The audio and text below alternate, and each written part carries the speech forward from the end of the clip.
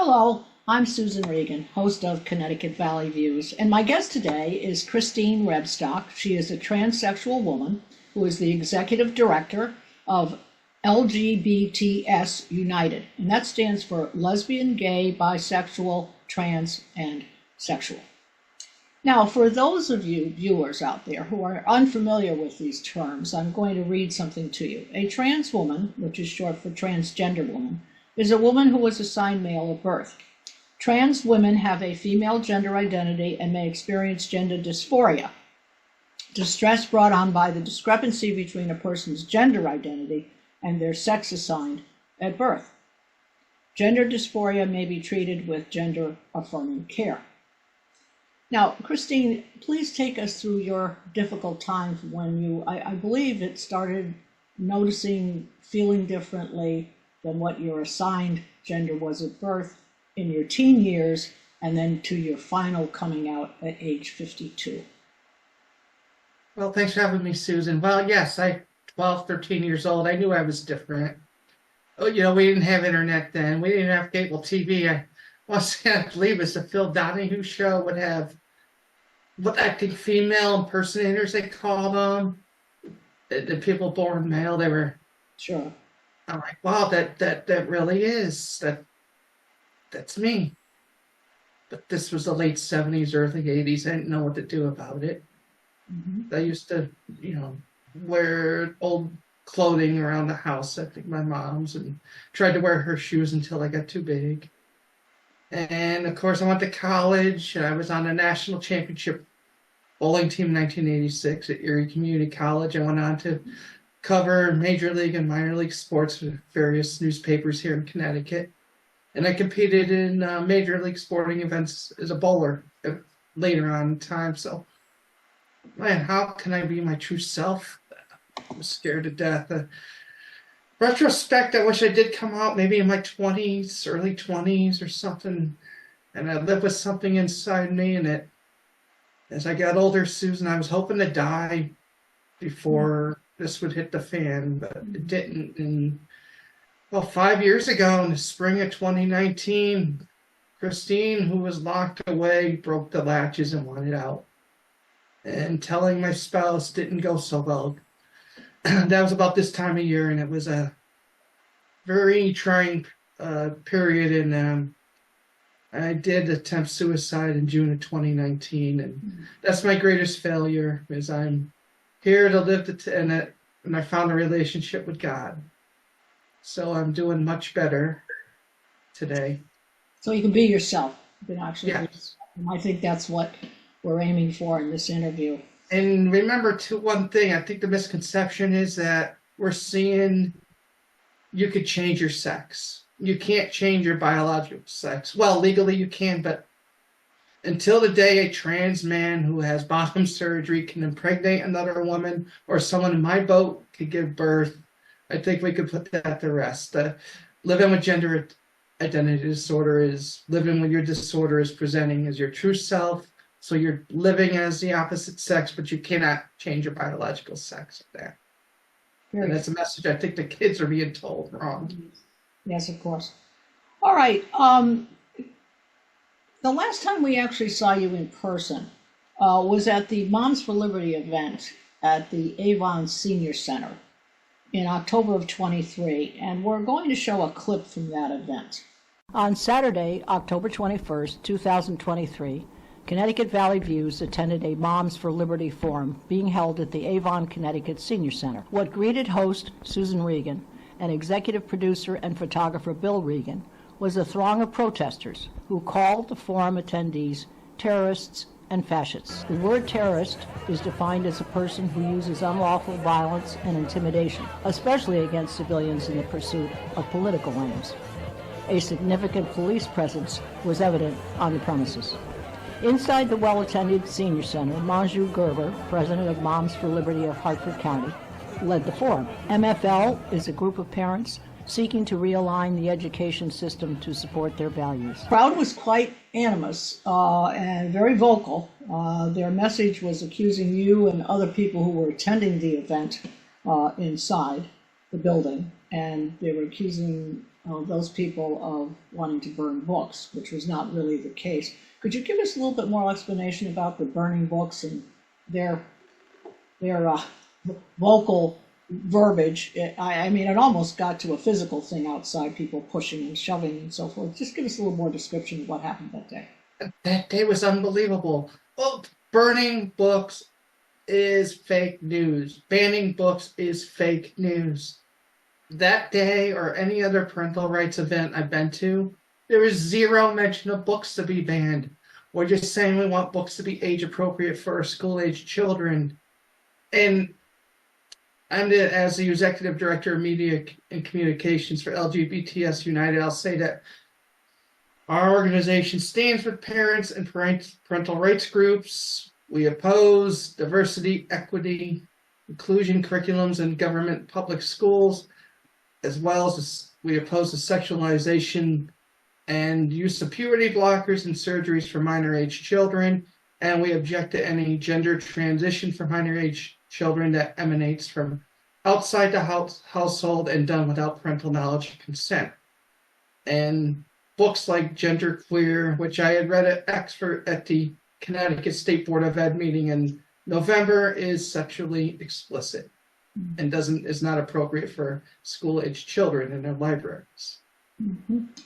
And that's what it's about. Sure. Yeah, doing it too early, indoctrinating these young people, confusing them. Let's talk a little bit. Let's be very candid about this. When they perform, or they do the pill blockers, and they perform actual surgery, and parents are not involved, perhaps not even their own pediatrician, the children's pediatrician. I mean, we don't know what goes on behind these closed doors. But if, in fact, what do they call the bottom changing if they were to remove male testicles and so forth, and then the breast either augmentation or removal of breasts? Tell them how critical this is to not be doing this at this young age, because you've seen cases when people at age 20 or 21 suddenly go, what a mistake I made, and nothing can be reversed. Why we have detransitioners is easy. They did not have gender identity disorder. I think the medical industry and everyone behind this political leaders too, we're seeing we can see it in front of our face that many kids have a pre-existing mental health comorbidity, but it's being diagnosed as gender dysphoria. That's a term they use today. It used to be called gender identity disorder. It is a mental health disorder. And I think the stigma of that's why we see that was in the Obama regime. The switch in the DSM code was changed, but it is a mental health disorder. And it's being glossed over in kids. Hey, here you go, your gender dysphoria. Hey, next thing you know, if you put on life-altering medication, you go down the road you can't return. And for the people to say, well, they don't do surgeries on kids. Well, the Connecticut Sentinel article showed 6 top surgeries. That's breast removal for trans boys ages 15 through 17 from a period of 2017 to 2020 in Hartford Healthcare, and that was on Husky Cell. That was taxpayer-funded operations. I only hope and pray that those kids, they don't regret their surgery, and they're not having any long-term health repercussions from that. You know, we have to be careful. You said the term gender-affirming care. That's not a right term. We need to confirm that one has gender identity disorder, not affirm it. So we need more mental health people involved in this. Yes, we need more gatekeeping. Absolutely. More gatekeeping and keeping parents involved. This is where I see a little bit another favorite topic, something that I am hoping that we can do something about, is the cost of special education. Now, I see a little overlap, and you tell me if you agree with me, that in special education we have students that have a wide range of issues. They are treated with medical care. It includes autism, various things on the spectrum, children that cannot physically manage themselves, and they attend classes in a curriculum according to what has been determined by boards that include parents, therapy people, and there are tests that they go through, and then they determine a curriculum that is best for them, and they attend institutions that will address those issues. Now, it seems to me as though this is even further confusing, because what you have is children who could be open to the indoctrination of this gender changing thing because they're already vulnerable to begin with. Do you agree with me that you see some overlap there? Oh yes, I think we're seeing the kids with autism being diagnosed with gender dysphoria when we have to deal with their autism first. Again, you can't reverse the medication we take. What about the pill blockers? What about the pill blockers? What kinds of effects are? Well, they have Lupron in them. Lupron's. Even pill blockers, what are they trying to evoke? Well, you're trying to stop your growth. To me, interrupting a child's puberty is gambling with their long-term future health. How can you take a 12 or 13-year-old kid or 11 who's maybe Paul told me 4 something, and they're going to grow over 5 feet, and you put a pause? There's going to be some ramifications when they're on blockers and now they're 15, or when they start hormone replacement therapy at 14, which is a little too young for. I would like to see that raised to like 16. No one can tell me an answer, but there's got to be repercussions. And Lupron is used in puberty blockers, and Lupron's a drug to use to castrate sex offenders. So if we're going to castrate sex offenders, but it's being told it's safe and reversible for our young children. I don't buy that. And that's and we're not hearing that in our mainstream media. Yeah, so do you think that either parents or therapy people, are you able to differentiate an actual issue, a gender confusing issue, dysphoria, from one who has just been exposed to these books, these events where transgender people are there, they're putting on dancing, whatever, encouraging library books that are out there for children in some of our schools and institutions. Do you think that we're able to actually identify the ones who truly have a problem and those who have just been indoctrinated? I think clues. Yeah. There's 1.6 million trans people in the country. That's a percentage of the population. But there's so many kids who are, quote, identifying as trans. Why is that? Well, we have social media. It's poisonous. I wish parents would put the brakes on kids go on Snapchat, TikTok, Facebook, etc. And social emotional learning, as well as the other woke diversity, equity, inclusion curriculums such as critical race theory. That brings it into the classroom for elementary school kids. And look what in Granby last year, they had the Pride videos that they showed when parents opt out, that was ignored. And how about those 8-year-olds sent home with puberty kits? Yes. And this is a social contagion. I think kids think, hey, being LGBTQ plus is cool. It's an in thing. No, living with gender identity disorder is brutal. You don't want to do this. You don't want to do this. Now, for parents out there who are watching this show and who are very concerned about their child, what would be the first thing you would recommend? If their child comes home and says, I've been talking to my friend or whatever, or I've been talking to a teacher, they actually admit they've been talking to a teacher, and they say, I'm a boy, but I actually feel more like a girl. If you start to see these clues, what would you recommend a parent do? Where do they go? What do they do in order to do the right thing by their child? All right, first things first, take social media away from the kids. Find out who they're hanging around with, if there's any after-school clubs. If there are, see what they're about. Maybe that's the clue from being around the kids. And if that just persists, then make an appointment, find a mental health professional. One that's not quick to, quote, affirm someone. And your own pediatrician, right? I mean, wouldn't you go to Yes. a pediatrician, perhaps if you have faith in them and you felt good about what they've done for your child thus far with regard to, the standard shots for school, and you're feeling comfortable about that. All right, because it's very critical at this point to catch it as soon as possible in order to do the right thing. Because if your child is really having confusion, and it hasn't been brought on by somebody encouraging them, or it's the trendy thing to do, or it's a trendy thing to say that I feel this way or whatever. And then this leads to other things, is that in school, kids are getting harassed for certain things, either for not going along with the crowd or for being different.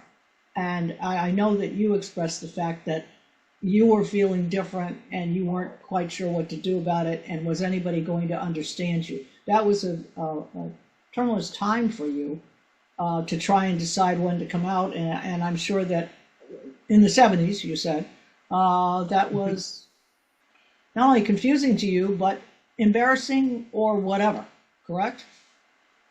Yeah.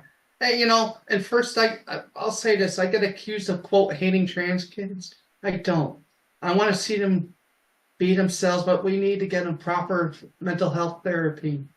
Let's avoid medical transition till they're maybe at least 16 to start HRT, but no blockers, no surgeries at all until their legal age, and you have a confirmation of the diagnosis of gender dysphoria. So you would say 18, would that be the right? Surgeries.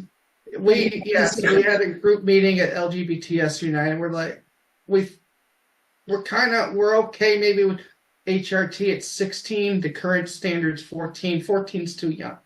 Mm-hmm. And no puberty blockers. We're seeing what the UK recently decided they're not going to administer them to kids, and that's been a trend in the European countries. Mm-hmm. But yet here, hey, we're all for it, right? That's our government is for it, and we have an attorney general that's all for hiding kids when they express their gender identity is different than what they were born with. They could hide that. They encourage the schools to hide that from the parents. Yeah.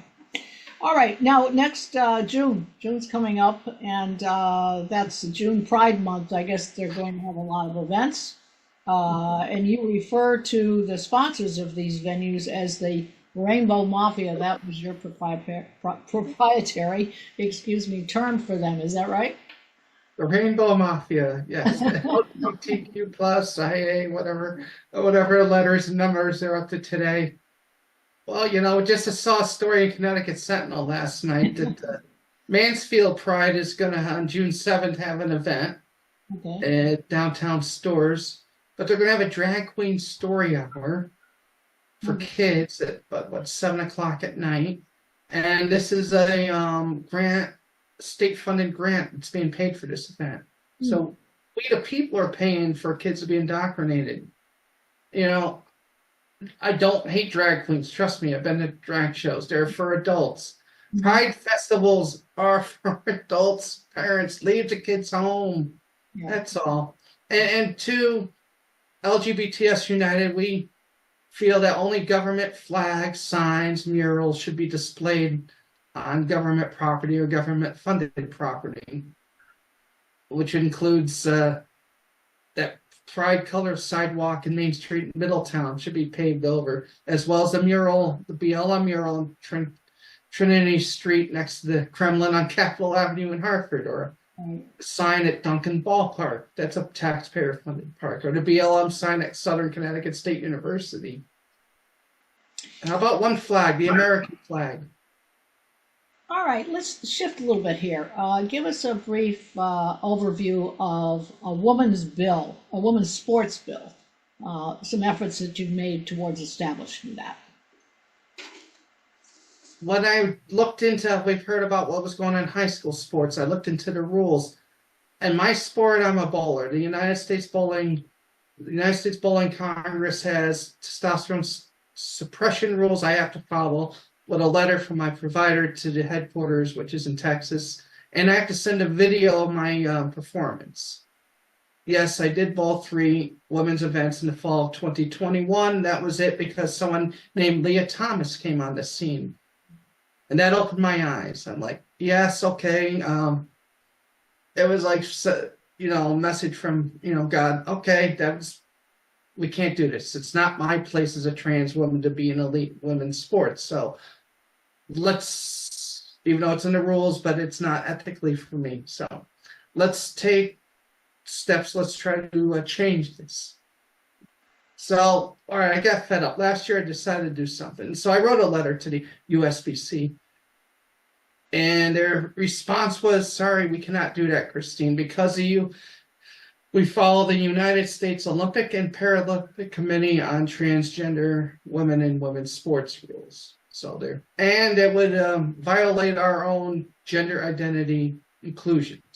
So they're going down the DEI road. Sure. But the CIAC and many high school organizations don't have a testosterone suppression rule in effect. But if, and Attorney General William Tong was on NPR last year, he said that trans girls are girls, and I called him out on that in Gary Byron's Talking Connecticut show when he did Open Phones. He said, that's the law. I said, well, maybe I should try to run for state rep to try to change that. So if anyone wants to come up with a law that's ban trans girls in high school sports, you're going to have the ACLU after you. So I sent a testosterone suppression proposal in March of 2023. And I didn't hear from him in April, so I went down to the headquarters 3 times within a week, left a name and number, nothing, crickets. So I revised the proposal this past February. Again, nothing. But we both happened to be at the Legislative Office building giving testimony, and I ran into him, and I asked him, he acknowledged he received my emails. I said, this is important that we give our trans girls, they have to follow these rules because they're going to have to follow them as adults anyway, so let's prepare them for when they become adults. And he expressed no interest of any further discussion. So for 2 organizations, it was just like talking to the wall. Well, it's a difficult road, but what I want to commend you on is that you have been very strong. I know that you have expressed the fact that you have received support from people. However, both the right and the left have also attacked you for taking such a conservative stand, given the fact that you are a trans woman, and you're very brave. And more than that, I think what we are expressing today in this interview is the fact that we know the issue exists, but we are allowing it to be run away with a group of people who are trying to take over the authority of parents, their involvement in their child's health and care going forward. It's very dangerous what's happening. It is, in most cases when this happens, irreversible at a later stage. And I think it's very important that this message gets out. Now, some of the things, your recommendations to help cure this, I refer to as an insidious assault on our nation's youth, because obviously it goes outside the boundaries of Connecticut, and it becomes a national issue. So you can correct me on these points that I'm going to state. Stop saying gender affirming care. Is that correct? Yes. Let parents parent. There is a proposed bill that was brought up by the Family Institute of Connecticut. Remove critical race theory, social and emotional learning, the DEI message, and cut out the social media. Parents really have to monitor what's going on with their kids, because this is where they are getting these messages, and it's very important that parents stay involved in their children's lives. And this is very important. Allow any trans individual to be treated as an actual person and to live their lives as their true selves. This is the way they can be mentally healthy and be accepted by society as their true self. Are all those statements appropriate, as you have mentioned before? I agree. I think, yes, we should talk about gender confirming. Confirm your gender, that you have gender dysphoria, not affirm it then. Well, this has been one of the most interesting interviews I think I've had in some time, and it's a very critical topic. So I know you have not launched a website as yet. but you said you can find more information on Twitter. Is that correct about your group? Yes, it's LGBTS United on X. Okay. All right. Well, again, very much appreciate your candid commentary. And we hope that we have clarified the status for our viewers as to some of the issues, identified them, and perhaps given some positive direction as to how to overcome this very challenging subject. Connecticut's youth, we really have to protect them from the risks of subjecting them to the exposure to inappropriate age, transgender indoctrination. And it truly is indoctrination. So I want to thank our viewers, and certainly we look forward to following up with you, Christine, further down the line to see how things are progressing with your group.